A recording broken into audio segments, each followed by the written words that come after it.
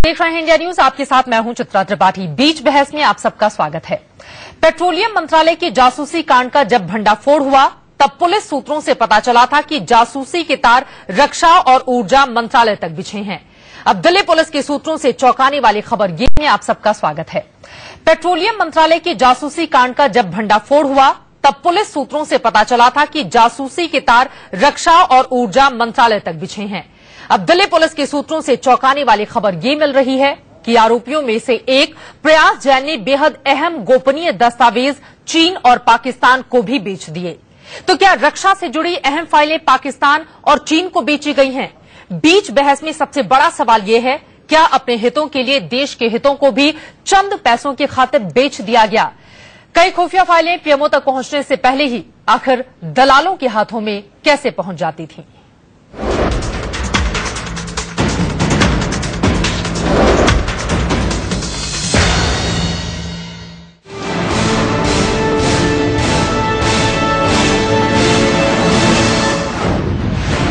Petroleum मंत्रालय के जासूसी कांड में रोज नया और चौंकाने वाला खुलासा हो रहा है। दिल्ली पुलिस के सूत्रों के मुताबिक ताजा खुलासा ये है कि पेट्रोलियम मंत्रालय के अहम दस्तावेज चीन और पाकिस्तान को भी बेचे जाते थे।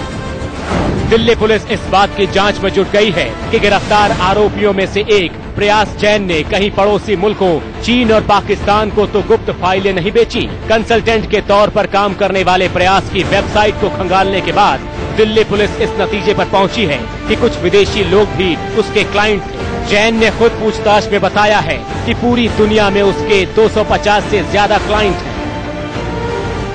हैरानी इस बात की भी है कि कई अहम गोपनीय दस्तावेज प्रधानमंत्री या संसद से पहले दलालों के हाथों में पहुंच गए। इन दस्तावेजों पर जॉइंट सेक्रेटरी, मंत्रियों और संसद की कमेटी के सदस्यों तक के दस्तखत हैं। दस्तावेजों की जांच करने वाले अधिकारियों का मानना है कि सरकार में होने वाली रोज की कार्यवाही से लेकर केंद्र की ओर से तैयार हर प्रस्ताव की जानकारी प्राइवेट कंपनियों को पहले ही हो जाती थी। पेट्रो स्पाइगेट केस में रोजाना नए खुलासे सामने आ रहे हैं। पुलिस पूछताछ में एक और बड़ा खुलासा हुआ है और ये बात पता चली है कि कई अहम दस्तावेज प्रधानमंत्री तक पहुंचने से पहले ही लीक हो जाया करते थे। कब्जे में लेगी चीजों के जांच के बाद ये पता चला है कि कई गोपनीय डॉक्यूमेंट्स मिल चुके हैं और इनमें से कुछ कागजात तो ऐसे हैं जो अभी तक प्रधानमंत्री के सामने या संसद में पेश भी नहीं हुए। इस बीच दिल्ली पुलिस की क्राइम ब्रांच ने एक और खुलासा किया है। ये खुलासा पेट्रोलियम नहीं बल्कि कोयला मंत्रालय से जुड़ा है। पुलिस का मानना है कि पेट्रोलियम मंत्रालय की तर्ज पर कोयला मंत्रालय में भी जासूसी का एक दूसरा नेटवर्क काम कर रहा था। पुलिस ने इस नए मामले में लोकेश नाम के एक शख्स को गिरफ्तार कर लिया है। ये एक व्यक्ति है जो इस इन्वेस्टिगेशन के दौरान हमारे नोटिस में आया था कि मिनिस्ट्री ऑफ कोल और मिनिस्ट्री ऑफ पावर से इसने डॉक्यूमेंट अनऑथराइजली रिमूव करके कुछ लोगों को ये दिया करता था पैसे के लिए। तो इस व्यक्ति को हमने जो है गिरफ्तार किया है। अब बड़ा सवाल ये है कि जासूसी के तार सरकार के कितने विभागों तक फैले हैं, कितने नेटवर्क देश की सुरक्षा को ताक पर रखकर देशद्रोह के काम में जुटे हैं।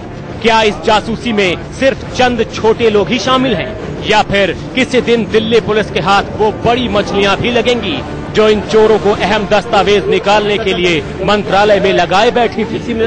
क्या अपने हितों के लिए देश के हितों तक से समझौता किया गया? क्या वाकई चीन और पाकिस्तान को अहम दस्तावेज बेचे गए? आखिर पीएमओ से पहले दलालों के हाथों में कैसे पहुंच जाती थी खुफिया फाइलें? गंभीर सवाल कई हैं और दिल्ली पुलिस फिलहाल हर सवाल का जवाब तलाश लेने का दावा कर रही है। Bureau report, India news. सीधे सीधे देश के साथ गद्दारी और देशद्रोह का ये पूरा का पूरा मामला नजर आता है और अब जांच जैसे जैसे आगे बढ़ी है, चौंकाने वाला खुलासा ये हुआ है कि अहम दस्तावेज चीन और पाकिस्तान तक को बेच दिए जाते थे। इसी पर बीच बहस की शुरुआत हम करेंगे। तमाम खास मेहमान हमारे साथ जुड़ चुके हैं, उनका परिचय आपसे करवा देती हूं। स्टूडियो में हमारे साथ मौजूद हैं फॉर्मर रॉ ऑफिसर आरएसएन सिंह जी, इसके अलावा पूर्व डिप्लोमेट शिवशंकर मुखर्जी हमारे साथ जुड़ चुके हैं। आरती मेहरा जी बीजेपी की लीडर हमारे साथ मौजूद हैं और थोड़ी ही देर में मीम अफजल साहब भी कांग्रेस पार्टी के प्रवक्ता हमारे साथ जुड़ेंगे। लेकिन सबसे पहले आरएसएन सिंह साहब आपसे ही शुरुआत में कर लेती हूं। पहले तक तो मंत्रालय तक ये पूरा का पूरा मामला घूमता हुआ दिखाई दे रहा था, लेकिन अब कहा जा रहा है कि चीन और पाकिस्तान को भी दस्तावेज बेचे गए हैं। आपकी नजर में कितना गंभीर ये मामला और पूरी प्रक्रिया, पूरा प्रोसेस क्या था? आपसे जिक्र हो रहा था कुछ देर पहले, जरा उसके बारे में विस्तार से बताइए। देखिए, मुझे तो कोई शक नहीं है, आपका जो एनर्जी बास्केट है उसमें 80% इम्पोर्ट्स है, तो आप समझ सकते हैं कि ये कितना बड़ा, ये जो एक्सटर्नल प्लेयर्स हैं उनका कितना इंटरेस्ट है इसमें। बिल्कुल। तो वो आपके वल्नरेबिलिटीज भी हैं और इकोनॉमिक वल्नरेबिलिटी है और एनर्जी सिक्योरिटी के मामले से में उनके लिए आप एक एसेट भी हैं। तो देखिए, ये मैग्नीट्यूड्स जो है, मैं इससे परेशान हूं जरूर कि जिस व्यापक तरीके से ये किया जा रहा था, लेकिन जिस ऑडोसिटी से ये किया जा रहा था, वो लेवल ऑफ ऑडोसिटी बिल्ड होने में बहुत समय लगा होगा। बिल्कुल। कि भाई आप एक गाड़ी से आ रहे हैं, उतने चाबियां बना ली हैं। देखिए, तमाम एस्पियोनाज जो होते हैं ये दुनिया की एक वास्तविकता है। और आप जो ये अभी खुलासा देख रहे हैं, मैं आपको बता दूं कि ये बहुत दिन से इसकी तहकीकात की जा रही होगी, कम से कम 3, 4, 5 महीने से। और तब ये तरीका यही है कि आप तब तक उसको अलाउ करते हैं होने देने के लिए कि तब जब तक कि आपको पूरा इलैबोरेट नेटवर्क मालूम हो जाए जी। और एक चीज मैं कहूंगा कि इसमें इनके कंज्यूमर्स कौन होंगे। देखिए, ये तो लोग हैं जो कि उनके लिए काम करते थे, ये तो किसी को भी वो बेच देंगे फॉर ए प्राइस।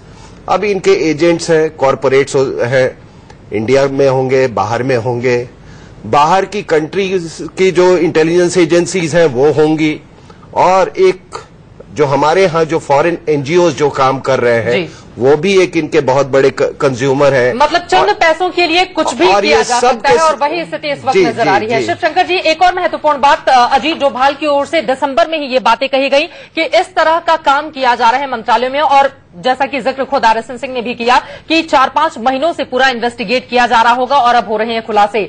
लेकिन चीन और पाकिस्तान को अगर अहम दस्तावेज बेच दिए जाएं, ये तो बहुत ज्यादा गंभीर मामला हो जाता है ना, और सिर्फ कुछ लोगों को पकड़ लेने से बात अभी नहीं बनने वाली। ये बिल्कुल साफ है कि कहीं ना कहीं पर्दे के पीछे कोई बड़ा शख्स है जो इस नेटवर्क को चला रहा है।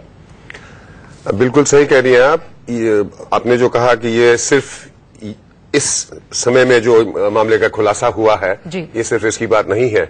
सिक्योरिटी एक कॉन्सेप्ट है देश के, हर कोई ये स्पाइंग जिसको कहते हैं, spying is the oldest profession in the world कहा जाता है। और ये भी है एक केस इंडस्ट्रियल एस्पियोनाज का, लेकिन एस्पियोनाज इज एस्पियोनाज, तरीके वही होते हैं। पैसों के लिए लोग बिकते हैं, आइडियोलॉजी के लिए काम करते हैं, कुछ जो भी कारण होते हैं। एस्पियोनाज सदियों से हर एक देश में चलता रहा है। अपने देश के सिटीजन्स भी अपने देश का हानि करने में तरह तरह के मोटिव्स के लिए करते हैं। तो इसमें अहम बात मेरे लिए तो ये है कि नंबर 1, आप जो चीन और पाकिस्तान की बात कर रहे हैं, सिक्योरिटी में जो हम जब सरकार में उसके बारे में सीखते हैं और उसका यूज करते हैं, ये जो सिक्योरिटी कॉम्प्रोमाइज हुआ है, ये सिक्योरिटी जो ब्रीच हुआ है, ये पाकिस्तान या चीन में पहुंचा है कि नहीं, ज्यादा इन्वेस्टिगेट तो होगा ही, बिल्कुल, लेकिन सिक्योरिटी के इंचार्ज जो है, सिक्योरिटी के पीछे जो हमारी ऑर्गेनाइजेशंस हैं, उनको वो लोग ये सोच के चलेंगे कि ये पब्लिक डोमेन में अब आ गया है, बिल्कुल, चाहे उसके लिए एविडेंस हो या नहीं, वो इस तरह से आगे मामले को बढ़ाएंगे कि सिर्फ चीन या पाकिस्तान क्यों नहीं, सारे देशों को, चाहे दोस्त हो चाहे दुश्मन हो, उसमें यह मामला पहुंच चुका है। इसके अलावा कोई चारा नहीं है और इसलिए ये बड़ा ही गंभीर मामला है। डैमेज कंट्रोल जो करना पड़ेगा, सिर्फ अब के लिए नहीं, सारे सिस्टम्स बदलने के लिए, सब कुछ इन्वेस्टिगेट करने के लिए, आगे के लिए सब ठीक करने के लिए, और सिर्फ मिनिस्ट्री ऑफ पेट्रोलियम में नहीं, वो बहुत जरूरी भी हो जाता है। कांग्रेस पार्टी के प्रवक्ता मीम अफजल साहब हमारे साथ जुड़ चुके हैं। जल्दी से सर, एक बार मैं उनका कॉमेंट लेकर आती हूँ आपके पास। मीम अफजल साहब, चूंकि अब मामला चीन और पाकिस्तान से भी जुड़ता हुआ दिखाई दे रहा है, और सिर्फ आज कल परसों से नहीं चल रहा है, कई महीनों से इस तरह की प्रक्रिया चल रही होगी और अब जाकर ये पूरे के पूरे मामले का खुलासा हुआ है। कितना बड़ा खतरा देश के लिहाज से आप इसे देख रहे हैं अफजल साहब? मैं समझता हूँ बहुत बड़ा खतरा है ये जी, और बहुत ही सीरियस तरीके से मैं समझता हूँ कि जो हमारी पुलिस है इसमें काम कर रही है। और अभी सही फरमाया दो लोगों ने कि ये जो खुलासा आज हुआ है, ये 2-4 दिन की कोई अचानक पकड़े जाने वाला वाकया नहीं है। उसमें यकीनन कुछ दिन पहले से ही इन्वेस्टिगेशंस चल रहे होंगे, और चूंकि ये बड़ा संवेदनशील मामला है, बहुत सेंसिटिव मामला है, और मैं तो ये समझता हूं कि इसमें हर एंगल से इसकी जांच की जानी चाहिए और शायद की भी जा रही होगी जी। और इसको मैं यही समझता हूं कि शायद इससे पहले कभी ऐसा कोई इस तरह का वाकया, मतलब इक्का दुक्का वाकयात हुए हैं एस्पिनेज के और स्पाइंग के, लेकिन किस बड़े पैमाने पे और दूसरी मिनिस्ट्रीज में अमूमन हम देखते थे डिफेंस मिनिस्ट्री से रिलेटेड या कुछ दूसरी जगहों से रिलेटेड चीजें आती थी जी। अभी पेट्रोलियम है या उसके अलावा दूसरी मिनिस्ट्रीज का भी बताया जा रहा है कि वहां भी ये सब चल रहा था। और एक बड़ी अहम बात कही आपने अपने कमेंट्री के अंदर कि क्या ये सब कुछ जो हो रहा है क्या सिर्फ निचले लेवल के लोगों ने किया है या इसमें कुछ बड़े लोग भी कहीं शामिल हो सकते हैं। बिल्कुल, मैं समझता हूं सरकार को इस पर बड़ी गंभीरता के साथ गौर करना चाहिए। जाहिर है कि मुझे कोई नहीं लगता कि हमारे सजेशन की जरूरत है। सरकार में बड़े जिम्मेदार अफसरान हमारे इंटेलिजेंस एजेंसीज में बैठे हुए हैं जी। और यहाँ हमारे रॉ के पूर्व अधिकारी यहाँ तशरीफ रखते हैं और मिनिस्ट्री ऑफ एक्सटर्नल अफेयर्स के बड़े सीनियर साथी हमारे यहाँ मौजूद हैं। तो मैं समझता हूँ दूसरी अहम बात ये कि इस वक्त पार्लियामेंट का सेशन चल रहा है जी।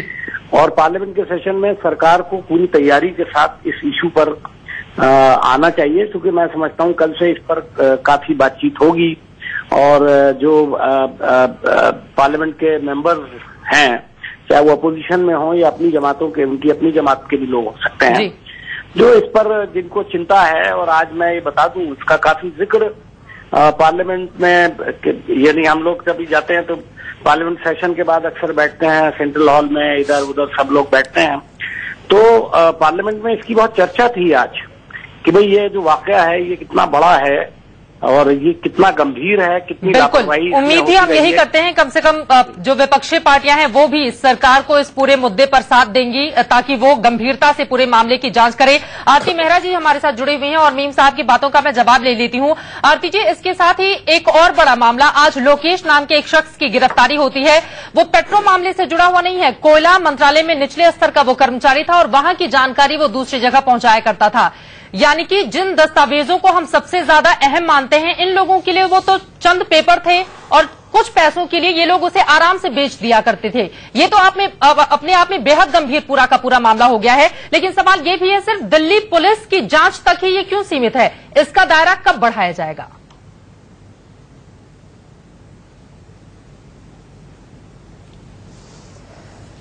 चित्रा जी, ये मामला राष्ट्रीय सुरक्षा का है। ये मामला राष्ट्र से भी ऊपर, जैसे कि चीन और पाकिस्तान तक में ये दस्तावेज दिए जा रहे हैं। बहुत ही संवेदनशील मामला है जहां पे पूरी की पूरी सरकार आर्थिक सुरक्षा और विकास को गति देने के लिए कार्य कर रही। वहां पे ये जासूसी का पूरा जो निकल के आया है, इसमें सरकार बहुत गंभीर है। मालूम नहीं कितने वर्षों से, कब से ये चल रहा है और कितनी इंटेंसिटी से चल रहा है, किस हद तक चल रहा है।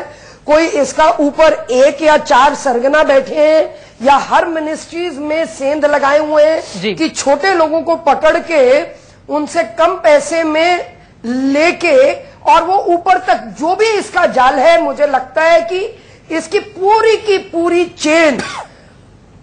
चेन को पकड़ना होगा और हर हालत में, क्योंकि मुझे मालूम है सरकार इसमें बहुत संवेदनशील है जी। जैसे मीम अफजल साहब कह रहे थे कि पार्लियामेंट में बैठ के बहुत चर्चा होती है, मुझे मालूम है मेरी पार्टी में इसमें बहुत सीरियस चर्चा हो रही है और पूरी तरह से इस मामले को इन्वेस्टिगेशन के लिए दे दिया गया है। और जितनी और एजेंसीज को, क्योंकि इनको पॉइंट आउट करने वाले भी प्रधानमंत्री ऑफिस से हैं, इनको नजर में लाने वाले भी सरकार के बहुत ऊंचे ओहदों के लोग हैं। बिल्कुल, मुझे लगता है कि अब ये पकड़ में आया है तो इसकी ये कड़ी भी खुलेगी कि ये कब से चल रहा था, ये कब से चल रहा था, कौन लोग इसके पीछे हैं और साथ ही बिल्कुल किस लेवल तक चल रहा था। दिल्ली पुलिस के अलावा भी क्या इसकी जांच का दायरा बढ़ाया जाना चाहिए? आरएसएन सिंह जी से इसका मैं जवाब लूंगी, लेकिन उसके पहले आपसे मेरे ये सवाल है शिवशंकर जी आती हूँ। आरती जी, सवाल ये बड़ा है कि क्या वास्तव में इस बात का खुलासा हो पाएगा कि आखिर पर्दे के पीछे कौन सा ऐसा शख्स है जो इतने बड़े खेल को अंजाम दे रहा था? ये बातें सामने आ पाएंगी जल्द ही? उम्मीद तो यही करनी चाहिए कि ये सारी बातें सामने आएंगी और अगर सब कुछ पब्लिकली खुलासा नहीं हुआ तो कम से कम सरकार को इतनी मालूमात होनी चाहिए, चाहे वो कोर्ट तक कानून के हिसाब से कचहरी तक पहुंचे या ना पहुंचे, ताकि हमारे जो मुझे तो इसका मेरे दृष्टिकोण में तो इम्पोर्टेंट मामला सिक्योरिटी की तरफ से ये है, इन लोगों को पकड़ा जाए, कड़ी से कड़ी सजा दिया जाए, वो एक बात है ताकि वो मिसाल बने कि और अगर ना हो। लेकिन ये जो सिक्योरिटी का हमारा सिचुएशन है, सिक्योरिटी काफी लेवल्स पे होता है। हमारी border security, human security, electronic security और डॉक्यूमेंट्री सिक्योरिटी, ये एक किस्सा है डॉक्यूमेंट्री सिक्योरिटी का। मैं आपको एक मिसाल देता हूं। हमारा सरकार में 40 साल काम करने के बाद हमारा सिचुएशन है, सिक्योरिटी काफी लेवल्स पे होता है। हमारी border security, human security, electronic security और डॉक्यूमेंट्री सिक्योरिटी, ये एक किस्सा है डॉक्यूमेंट्री सिक्योरिटी का। मैं आपको एक मिसाल देता हूं। हमारा सरकार में 40 साल काम करने के बाद मैं बिल्कुल पूरे कन्विक्शन से कह सकता हूं कि हमारा एक सिक्योरिटी का डॉक्यूमेंट्री सिक्योरिटी जो हमारे मंत्रालयों में है, जहां काफी गोपनीय चीजें होती हैं, जरूरी तरह से गोपनीय होती हैं, वहां सबसे बड़ा दुश्मन जो है सिक्योरिटी का वो फोटोकॉपिंग मशीन और ये आजकल के सेलफोन्स तो हैं ही, जिससे आप तुरंत भेज सकते हैं। उससे ज्यादा है हमारा उसको रेड बीकन वीआईपी कल्चर। और बुरा न मानिएगा, उसमें जर्नलिस्ट भी शामिल हैं। कोई भी आदमी अगर मंत्रालय में कोई घुसे और उसको कहा जाए रिसेप्शन में जाइए, रजिस्टर में दस्तखत कर दीजिए और बताइए किसके साथ अपॉइंटमेंट है, वो भी करने को तैयार नहीं है। आप जानते हैं मैं कौन हूं, आप बुलाइए उसको वगैरह वगैरह। इसलिए सिक्योरिटी ढीला पड़ जाता है, इसलिए डॉक्यूमेंट्स बाहर चले जाते हैं, इसलिए रिसेप्शन में जो आदमी बेचारा काम कर रहा है वो घबराता है। सिर्फ इस लिहाज इस सबको टाइटन करना पड़ेगा। दादागिरी दिखाए हम दस्तावेज किसी के हाथ में तो नहीं सौंप देंगे, इसके लिए एक पूरी गंभीर प्रक्रिया बनाई जानी चाहिए। वो तो है, मैं एक मिसाल दे रहा हूं कि सिक्योरिटी इज अ कॉन्सेप्ट। पूरे चेन, जैसे इन्होंने कहा, चेन की कमजोर एक कड़ी होना तो पूरा चेन टूट जाता है। जी, चेन उतना ही मजबूत है, सबसे कमजोर कड़ी उसकी जो है वो कितनी मजबूत है। तो ये मेरे ख्याल से इसको एक अपॉर्चुनिटी की तरफ से देखना चाहिए। और सिर्फ शास्त्री भवन की तस्वीरें हम दिखा रहे थे, कहा यह जा रहा है कि शास्त्री भवन अभी चूंकि सिर्फ कुछ कर्मचारियों के ही नाम सामने आए हैं मंत्रालयों के, कुछ बड़े अधिकारी भी इसमें शामिल हो सकते हैं, चूंकि जिस तरह से ये पूरे के पूरे दस्तावेज लीक हुए हैं। आरएसएन सिंह जी, इसका जवाब मैं आपसे चाहूंगी और एक सवाल इसमें और जोड़ देती हूं। अभी दिल्ली पुलिस की क्राइम ब्रांच मामले की जांच कर रही है। बीएस बस्सी का कहना है कि वो पूरी तरह से गंभीर है और जो भी इसके पीछे होगा वो सामने आ जाएगा। लेकिन आपको नहीं लगता है चूंकि सीधे सीधे राष्ट्रीय सुरक्षा से जुड़ा हुआ ये मामला है, इस वजह से बहुत जल्द चाहे रॉ के अधिकारी हो, आईबी के, इन लोगों को भी सौंप दिए जानी चाहिए जिम्मेदारी, ताकि जो भी बड़ी मछली हो जल्द से जल्द वो पकड़ में आ सके? देखिए, मैं पहली बात तो आपको बता दूं कि इस चीज पे आप ये बिल्कुल आप एश्योर्ड रहिए जो मैं बोल रहा हूं कि इसमें कोई लेवल की बात नहीं है। और मेरा अपना जो एक्सपीरियंस है, ये पूरे नेटवर्क में हर लेवल के आदमी होते हैं और कितनी ऊंची लेवल तक होते हैं आप उसका अंदाजा भी नहीं लगा सकते। तो अभी 2 जॉइंट सेक्रेटरीज के नाम आ रहे हैं जी। Joint secretaries is the, I mean वो सबसे मतलब फंक्शनल आदमी होता है उसमें पूरे चेन में, ऑर्गेनाइजेशन में। 2 उनके ना, अगर आप गौर फरमाइएगा तो एक कैबिनेट मिनिस्टर शायद मोइली साहब ने इस पर चिंता कुछ व्यक्त की थी और उन्होंने कहा था कि मुझे तो लाइफ पे भी तो इसका मतलब कि बहुत कुछ हो रहा था जी। दूसरी चीज आपने कहा दिल्ली पुलिस का और ये क्यों कर रहे हैं, तो देखिए रॉ या आईबी क्या करती है कि आपको सारे इनपुट्स लेके आपको दे देती है, उसके बाद वो उसको इम्प्लीमेंट करने का काम, इंटरोगेशन का काम, वो सब सारा दिल्ली पुलिस का ही होता है। और इसीलिए जब आप कहते हैं ना दिल्ली के स्टेटहुड की बात, तो मैं जस्ट ब्रीफ असाइड ले रहा हूं, तो ये मुमकिन नहीं है कि आप दिल्ली को स्टेटहुड दे दें, बिकॉज वो बड़ा कॉम्प्लेक्स ये है। हम लोग रॉ या आईबी के पास कोई भी वो इन्वेस्टिगेट कर सकते हैं, लेकिन उनके पास कोई प्रोसिक्यूशन का पावर्स नहीं है। जब इंटरोगेशन होता है उस समय हम लोग इंटरोगेशन में कुछ मदद कर सकते हैं कि भाई कौन से सवाल पूछे जाएं, क्या पूछे जाएं, उसमें हम कर सकते हैं। लेकिन वो उसको हैंडल दिल्ली पुलिस ने नहीं करना है, वो लीड्स पर उन्होंने। आपकी बात सही है, लेकिन क्या सहयोग दिया जा रहा होगा? क्या बिल्कुल उसमें कोई शक की बात नहीं। तीसरी बात, आप लोगों ने चाइना पाकिस्तान का नाम लिया। मैं चाइना का तो समझ सकता हूं, पाकिस्तान का कोई एनर्जी सिक्योरिटी में हमारे बहुत उतना ज्यादा इंटरेस्ट नहीं होगा from economical point of view. आप ये वेस्टर्न कंट्रीज का नाम लेने से लोग क्यों कतरा रहे हैं? ये सारे के सारे आप देखेंगे जो इंसर्जेंसीज हैं या माओइज्म है, वो सारे मिनरल रिच एरियाज में है। और वहां पर ये सारे एनजीओ ये एक एक्सट्रैक्टिव एक्टिविज्म में लोगों को ट्रेनिंग दे रहे हैं। आपको मैं बता दूं, यानी कि आपका कहने का मतलब यह है चाइना और पाकिस्तान को हम थोड़ा सा पीछे छोड़ दें, इसके अलावा भी दूसरी तमाम ऐसी कंट्रीज हैं जिनका इसमें हित हो सकता है। मैं आपको एक एग्जांपल दे रहा हूं। एक डच फर्म है कॉर्डेड करके ऑर्गेनाइजेशन है, उसके एक ऑफिशियल का नाम है डी ग्रूट। 2013 में उनको मणिपुर में कोई जुबली नाम की कंपनी है जो कि वहां पर ऑयल एक्सप्लोरेशन करना चाहती थी, उसके खिलाफ ये एक्टिविज्म करना चाहते थे। इनको जब वीजा नहीं मिला तो इन्होंने क्या किया कि 8 के 8 मणिपुरीज को उठा के ये बैंकॉक ले गए अपने पैसे से, और वहां फिर इनको 15 दिन का ट्रेनिंग दिया ये एक्सट्रैक्टिव एक्टिविज्म में। तो ये सारे ये केवल आप चाइना और पाकिस्तान तक इसको लिमिट करके मत देखिए, दूसरे भी देशों का हित इसमें शामिल होगा। मीम अफजल साहब के पास एक बार चलते हैं। मीम अफजल साहब, लेकिन आपको तो मांग करनी चाहिए ना विपक्षी पार्टी होने की वजह से, चूंकि जांच का दायरा बढ़ाया जाए, और इसके साथ ही आरएसएन सिंह जी ने अभी जिक्र किया है, वीरप्पा मोइली ने भी इस तरह के मुद्दे को यूपीए सरकार के समय उठाया था। उस समय भी गंभीरता दिखाई जानी चाहिए थी। शायद अगर उस समय इस पूरे मामले को इतनी गंभीरता से लिया जाता तो आज ये दिन देखने नहीं पड़ते, बहुत जल्द ही तस्वीर इसकी साफ हो गई होती। अफजल साहब, मीम अफजल जी सुन पा रहे हैं क्या आप मुझे? सुन रहा हूँ आपको। मेरी आवाज आ रही है आपको? जी आवाज आ रही है, अपनी बात रखें। मैं ये कह रहा था कि अभी जो हमारे सिंह साहब ने, बहुत ही मुझे लगा कि उनका तजर्बा बहुत जबरदस्त है, और उन्होंने जो बातें कही वो उनके पीछे भी बहुत बड़ा एक मैसेज है जो उन्होंने दिया है।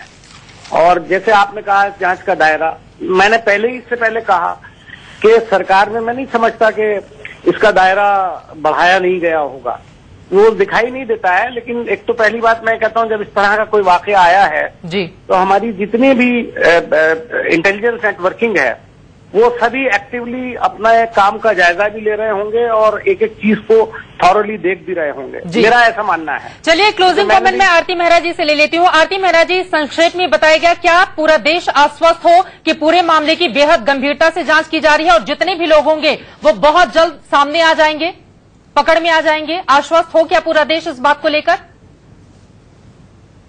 जी जी जी जी बिल्कुल आश्वस्त होना चाहिए पूरे देश को।